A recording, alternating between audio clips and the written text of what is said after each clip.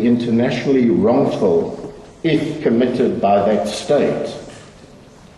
In its commentary, the ILC makes it clear that the state which assists the perpetrator of the wrongful act must intend to facilitate the wrongful conduct, and the assisted state effectively engages in such conduct. The assisting state incurs responsibility even if such assistance is not essential to the performance of the wrongful act. It is sufficient if it, quote, contributed significantly to that act. The assisting state must therefore be aware of the fact that Israel is violating international law and that the assistance given to Israel was intended to facilitate such violations.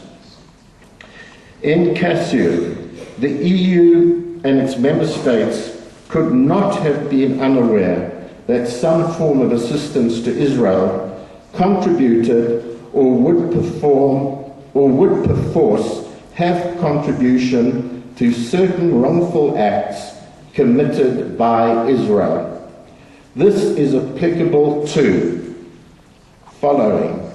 First, export of military equipment to a state that has maintained an illegal occupation for more than 40 years.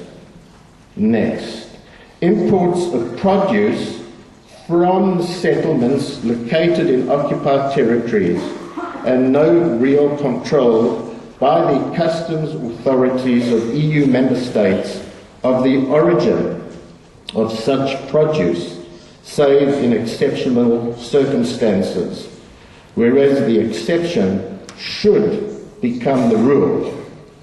And next, third, evidence of a report repressed in 2005 and repeated internal reports by EU officials to EU bodies listing violations accurately, only to be ignored by those bodies.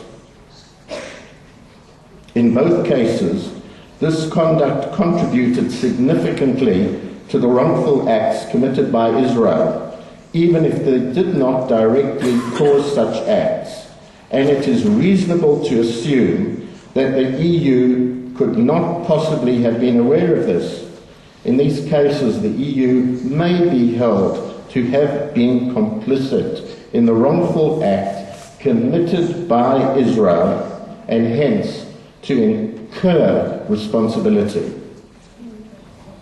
The participation of the settlements in European research programs, the failure of the EU to complain during the caste-led onslaught operation about the destruction by Israel of infrastructure that the EU had funded in Gaza, and the proposed upgrading of bilateral relations between the EU and Israel are characterized by a number of experts as assistance to Israel in its alleged violations of international law.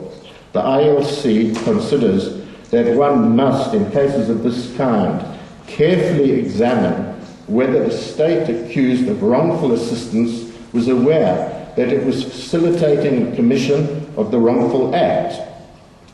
According to the ILC, to quote, where the allegation is that the assistance of a state has facilitated human rights abuses by another state, the particular circumstances of each case must be carefully examined to determine whether the abiding state, by its aid, was aware of and intended to facilitate the commission of the internationally wrongful conduct. ILC Report 2001. Even if the acts of the EU and its member states do not contribute directly to the violations of international law committed by Israel, they provide a form of security for Israel's policy and encourage it to violate international law because they cast the EU and its member states in the role of approving spectators, as the ICTY put it, to quote, "While any spectator can be said to be encouraging a spectacle, an audience being a necessary element of a spectacle, the spectator in these cases," German cases being cited by that chamber, "was only found to be complicit if its status was such that its presence had a significant legitimizing or encouraging effect on the principles," and the references are provided. As noted by an expert, the silence of the EU and its member states seems like tacit approval or a sign of acceptance of violations of international law by Israel, as it is inconceivable that the EU and its member states are unaware of the violations of international law being committed by Israel. The RTP concludes that the acts in question constitute wrongful assistance to Israel within the meaning of aforementioned Article 16 of the ILC Draft Articles on State Responsibility. At this stage of proceedings, the RTP calls on as follows. 1. The EU and its member states to fulfill its obligations forthwith by rectifying the breaches specified in Section C and the failures specified in Section D, which I've read. Secondly, the EU in particular to implement the EU Parliament resolution requiring the suspension of the EU-Israel Association Agreement, and thereby putting an end to the impunity that Israel has benefited from until now. 3.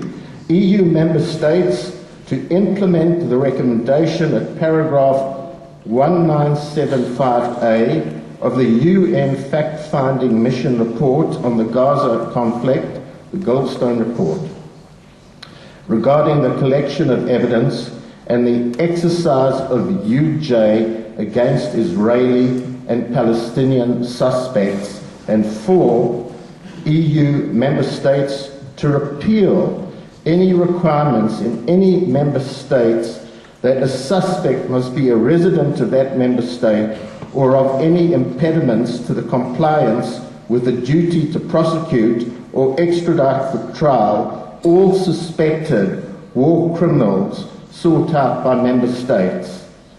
5, EU member states to ensure that UJ laws and procedures are made as effective as possible in practice, including through coordination and the implementation of agreements on the mutual cooperation of states on criminal matters through the EU contact points on cross-border and international crime, Europol and Interpol, and so on. 6, EU member states to make no regressive changes that would blunt the effect of existing UJ laws so as to ensure that no EU member state becomes a safe haven for suspected war criminals. 7, the parliaments of Austria, France, Greece and Italy to pass laws providing the penal legislation required by Article 146 4GC to enable UJ to be exercised in those countries. 8, individuals. This is very important. It comes to civil society and what people can do.